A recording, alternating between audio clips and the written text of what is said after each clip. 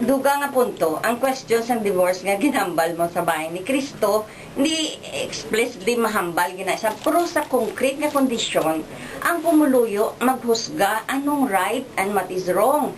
So kung ipamangkot naton, diin ang kababayan makadto, maantos na lang, kaysa battering gani, hindi lang pamatay, ginakastigo, ginapatay, ginalugos.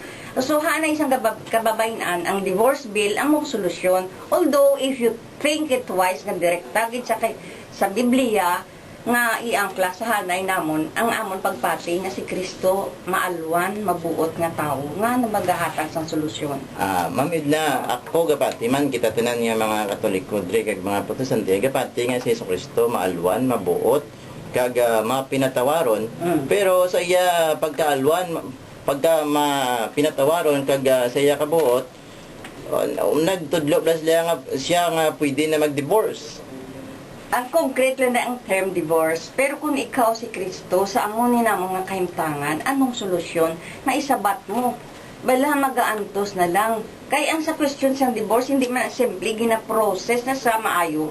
Anong kahimtangan sa kababayan nga sa diin gina ang pagkasagrado sang kasal gina na siya gina tibong ang human rights violation dara nagasulod dira amo na siya ang pag-amlig sang sagrado sang kasal kay ang si Kristo hindi bala gatanaw sang concrete condition of sa katawan. Ma'am gatanaw si Kristo sang sa among nga bayan amo nang solusyon. Ti ang simbahan nagilantaw man sing concrete situation mo. Ti pero ang simbahan lagi diyan nagtudlo sang diborsyo no. Kaya ang simbahan amo na yung mouthpiece ng atong Ginoong Kristo sa sina nga mga sitwasyon nga may bugbugan may human rights violation. Ang tudlo ni Kristo, ang tudlo si mga apostoles, ang tudlo man sang simbahan nga may legal separation, no?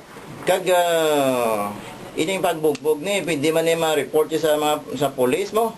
Kag ma-report niya sa kasuguan. Hindi na kinahanglan gali sing diborsyo Ano masiling mo mamid na? Sige. Ang madamo na bala kami gi-report sa korte, Kaupodre, pero sad to say, ang violation gapadayon sa gihapon hindi ni siya ginhatag dada ang isa ka babae ginabulbog oras-oras ginaabusuhan ang subong gani ang status ng kababayan Kaupodre tatlo sang una gina-rape lang sa subong tatlo na gina-rape ginakawatan ka ginapatay. So ang question diin si Kristo sa subong nga kahimtangan kay dugang dira sini nga sitwasyon 90% of the Filipinos are in dire poverty.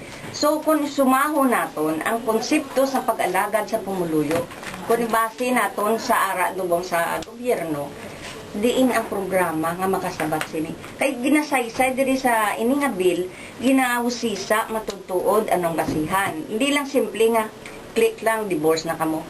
So long process should be taken here cut the correct basihan ara da ginaklastar. Bali kung tan-awon naton sa history gali isang pagsulod di sa Amerikano kakobod Ray 1917 sang panahon sang Hapones Amerikano may divorce na ni tubtob sa 1950. Apang sang nag-epekto ang New Civil Code sa 1953, wala na ginpan ang Family Code sa 1988, wala na ni ginduso ang divorce. So historically nagpass dahil sa pungsod naton ang divorce. Pero pagsulod sa Family Code sa 1988 idula na ni siya. Now, masabay kinada sa mga historical analysis sa Ma'am Edna, no? 1917 to 1950 may divorce law dre, no? Yan panugutan. Boss Silingon, siling mo may divorce law naglidre sa Philippines. Pero ang Christianity wala diyan nag-abot sa Pilipinas sa 1917, no? 1565 diya si Legazpi, ari na mo 1521 ari na si Magilla, no? Kag ato sila mga Katoliko nga mga Kristiyano wala sila nagpasa sing divorce, no? Tini mga Amerikano ya kay may divorce pato sa ilaya mo niya duso nila sa Pilipino, pero ang Pilipino ay nakamotik sini kay nakagita sini by the year 1953 again repeal na, no? Kag that's why sa aton 1987 nga constitution why na again pasad ang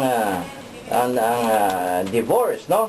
Kag sa aton nga constitution ginaamligan gid ang pamilya mo being the basic unit of society. So ano nga ito na nga mabaskog nga rason nga iduso naton ang divorce kay kapila na niya repeal sa Pilipino kag limpas kasing gamay ko nga debat gayon why ginagin baton sa Pilipino kay ang Pilipino bilang 95% Christian siya nagapati gid sa Biblia kay nagapati sa simbahan nga wala gid divorce mo. Okay, ikaw po diri ko sa based on history nga ang nagkadto diri ang Kristyanismo sa aton sa Philippines at that time Spain and Inglaterra have a war. So kinanglan nila ang spices. So they came here kuno to Christianize the Philippines but in reality they want our raw materials para mag-feed sa ila soldado sa nga time. But nagdala nakita nila madamo nga fleet di bala nagkadto diri sa country naton history gin-discuss na pero wala na klaro ano ginang tuyo nila. So they find out na ang Philippines masyado gini siya ka sensitive sa Christianity and they use the cross. But down in the cross there is may espada na sa dalong. So, nagsulod ang Espanyol, gin-Christianize kita for 300 years, kaginbutang sa ulo naton, iya ulo, iya kulo, iya kalag, iya bakiro. So, from that on, so, ang abuses go on. That's why there was a revolution in 1896, sa diin, hindi na makaantos ang mga Pilipino sa pang-abuso sa Espanyol. So, gin-culture man ang minds ang mga Pilipino, including men. So, ang babae, gin-kahon, halin lang sa balay, simbahan, kag merkado. So, ang social life sa Pilipino, wala. Ang managani sa ako na bahin, naklaro sa ako na ang hambal ng Diyos, ang kalibutan para sa tanan. You are responsible to change the world if there are suffering, pains, diri sa aton pungsod. See, who is going to change the world? Is it not the Filipino who are here suffering? So, we demand. We must analyze, we must study all the concept that is needed. Hindi lang simple nga anong bagay nga i-divorce. Kaya gapati kita, we are responsible adults. Sige, Ma'am Edna, no?